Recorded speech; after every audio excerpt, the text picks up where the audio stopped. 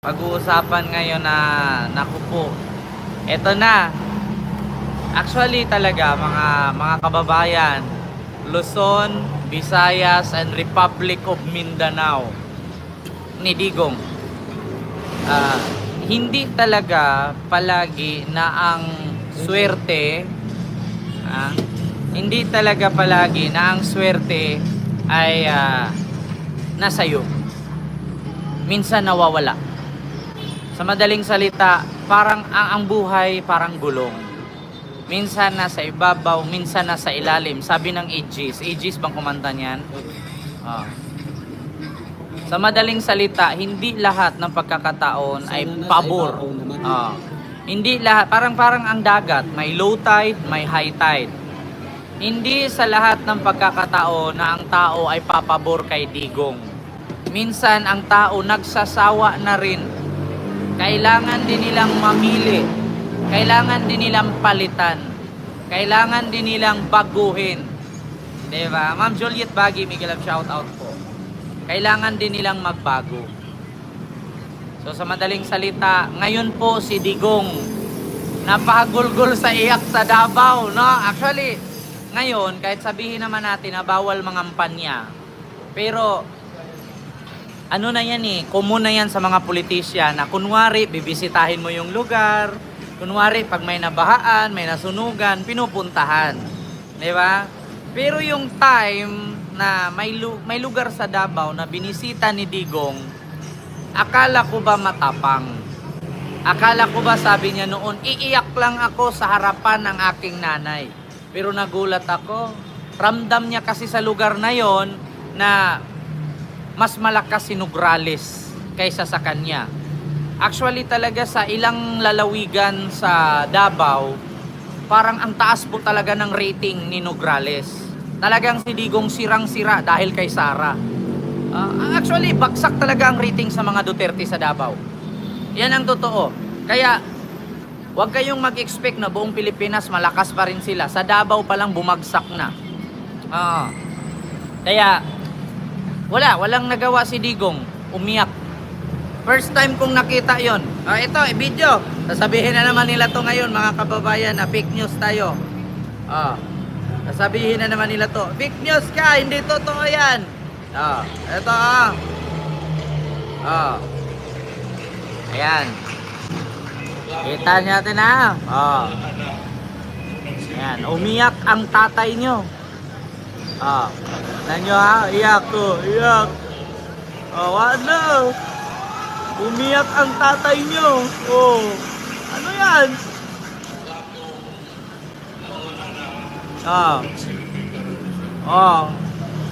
Umiyak. Ano na? Tignan mo, umiyak. Sabi ko nga sa inyo, tatay nyo, umiyak. Umiyak ang tatay nyo.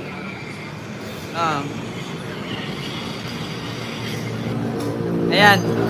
Pumagulgol sa iyak ang tatay nyo. BBM nyo, puro ayuda, wala project. Buti nga may ayuda Kaysa kumuha lang ng ayuda, tas binulsa. Yan ang problema. Diba? Si BBM daw, puro ayuda, walang project. Kaysa naman sa kumukubra lang ng ayuda, tas walang ginagawa. Tita Nida, Miguel, shout out po. Ito po talaga mga kababayan, nagpapatunay na hindi habang buhay ang dagat high tide, naglo-low tide din. Tignan nyo, ramdam na ramdam ng tatay Digong Fentanyl. Tatay, ano may tawag nila doon? Tatay Fentanyl. Umiiyak. Umahagulgol. Wala na.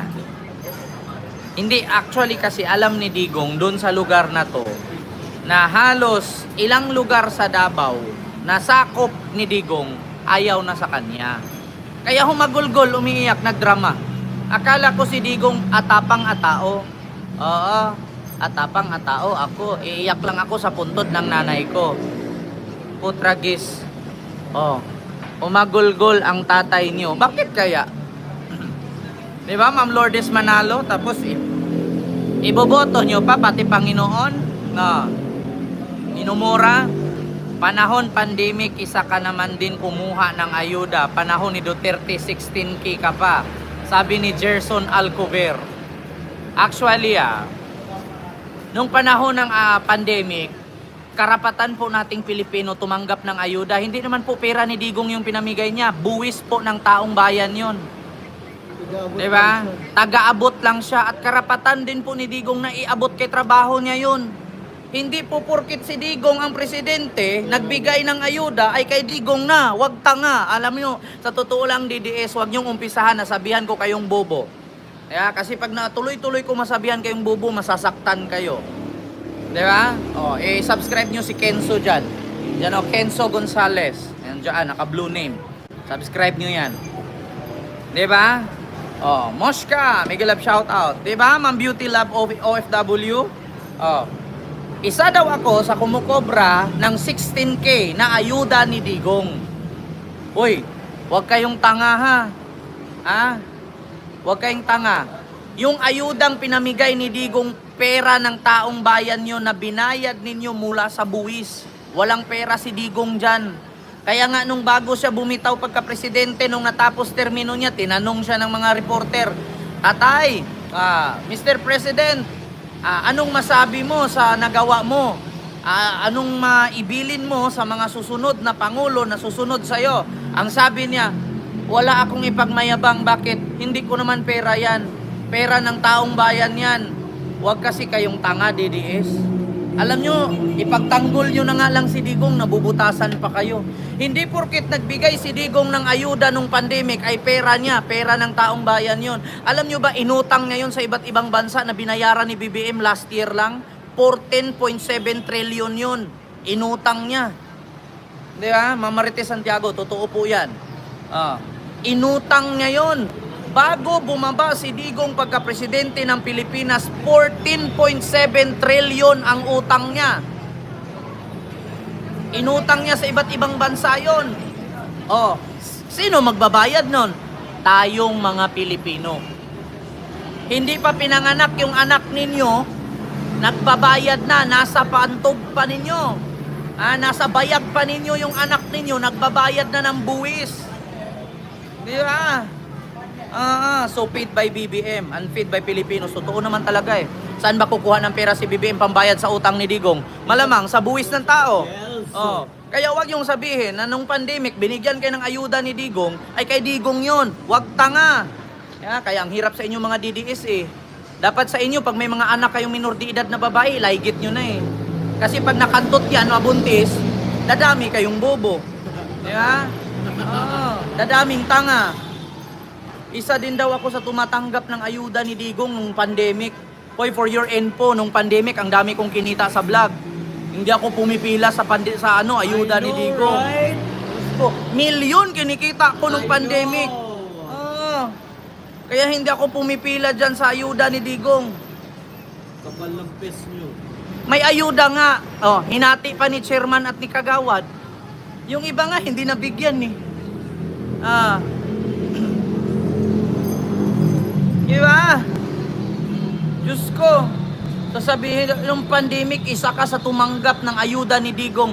Hindi ako tumanggap ng ayuda ni Digong. Tumanggap ako ng ayuda ni FLM. Maniwala pa ako. Kadami-daming politisyan nung pandemic, wala. Pero si Francis Leo Marcos na scammer, namimigay. Di ba nakakahiya? Totoo naman sinasabi ko. Mali ba? Paki-like. Kung totoo, like. Pag hindi, dislike. Buti pa nga si Francis Leo Marcos, yung mukhang kabayo. Naalala nyo yung saligran dyan sa San Juan? Yung mukhang kabayo na anak daw ni Marcos, namimigay ng bigas, nakatanggap pa ako nun. Meron pang, tilapia, kalabasa, bigas, natanggap ko yon. Pero yung Digong ninyo, itlog nyo, purple, wala ko natanggap. Diba? Tanggap ka ng bayad ni BBM. Diyos mio Marimar. Kapag ipagtanggol mo yung administrasyon, sasabihin bayad. Oh. So ibig sabihin pala, yung vlogger ni Duterte bayad din kasi pinagtanggol nila si Duterte. Di ba? Oh, anong nangyari ngayon sa BBM mo? Binaha na lahat ng lugar, lalo na ang Bicol area. Bakit? Si BBM ba ang mayor ng Bicol? Si BBM ba ang chairman ng Bicol? Si BBM presidente. So ngayon, pag bumaha ang Bicol, wag yung isisi kay BBM. Alam niyo bakit? May mayor dyan, may congressman dyan, may gobernador dyan. Oh. So anong saysay ng mayor dyan, congressman dyan, gobernador dyan, kung wala siyang aksyon? Kaya nga ginawa siyang mayor dyan eh. O pangalawa, kung isabit nyo si BBM dahil binaha, asaan si Sara nung binaha ang Bicol at ang Maynila? Nasa Germany, nanood ng concert. O anong masabi nyo? Diba? O, wala kayong masagot. Davao nga, na lugar ni Digong, binaha. Hindi nyo hinahanap si Digong. Oh. Yun lang ang malaking tanong. Nakakahiya ako sa bansa. Mas nakakahiya yung Vice President na nagnakaw. Bakit ako mahihiya na hindi naman ako public servant? Diba? Hindi ako mahihiya na magsabi na kawatan si Sara Duterte. Ang mahihiya si Sara. Vice President ka, wala kang project, wala kang kwenta, kawatan ka pa. Alin mas nakakahiya? Wala patunayan ni Sara. Wala. Wala sila mapakita. Oh, 'di ba? Oh, project nga ni Sara, di nyo masabi. Oh, wag na po kayong umiyak mga DDS. Si Digong lang po ang umiyak dun sa Davao. Talo na kasi. Si BBM sisihin kapag bumaha.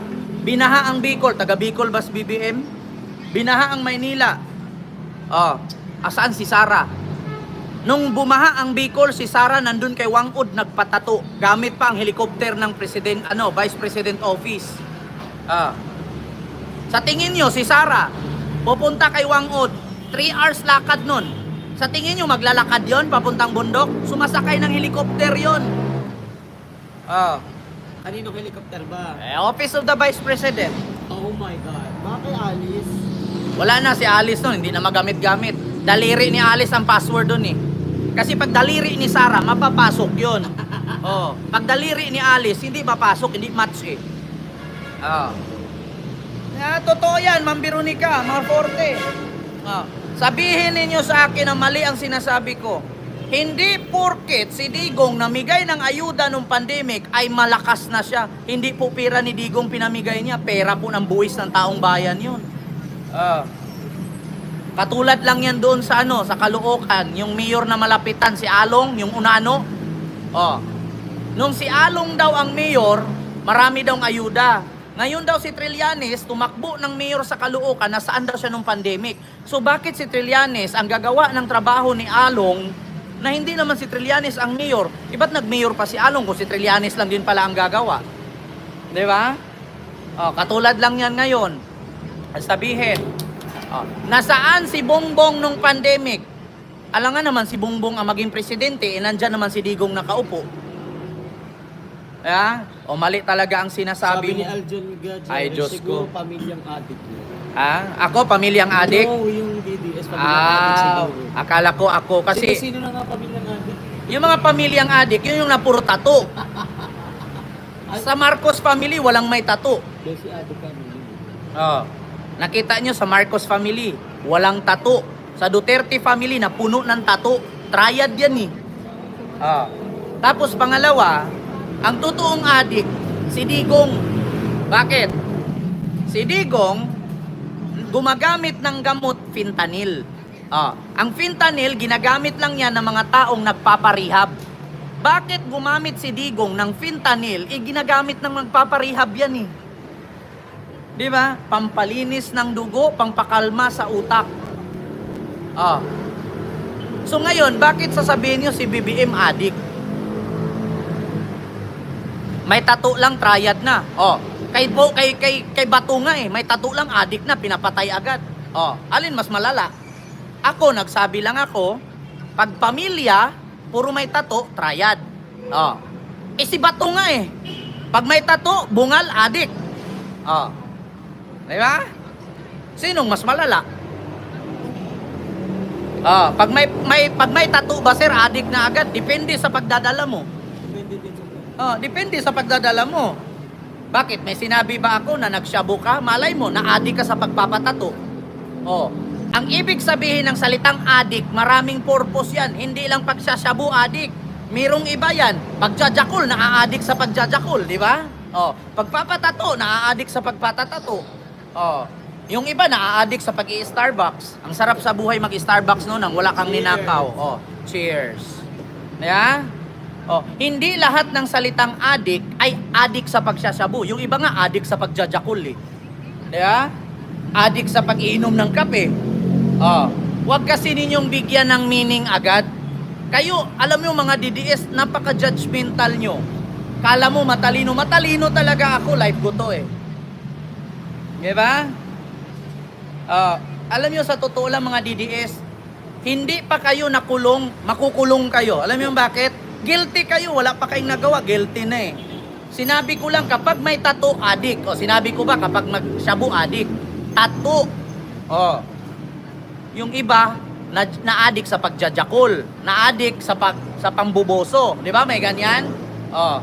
Huwag kayong Diyos ko, advance kayo mag-isip. Huwag ganun. Napaka-advance nyo naman mag-isip. Yung utak ninyo. Nako, sabi nga ni Kibuloy, kapag hindi kayo dumaan sa akin, hindi kayo mapunta sa langit. Oh. Kaya pinagre-rape niya yung mga kababaihan. Kaya dumaan kayo sa akin, mahiwa ang puki nyo. Di nakulong siya. Di ba? Bias ka naman kuya, bias talaga ako. Hindi naman talaga ako maka-DDS eh.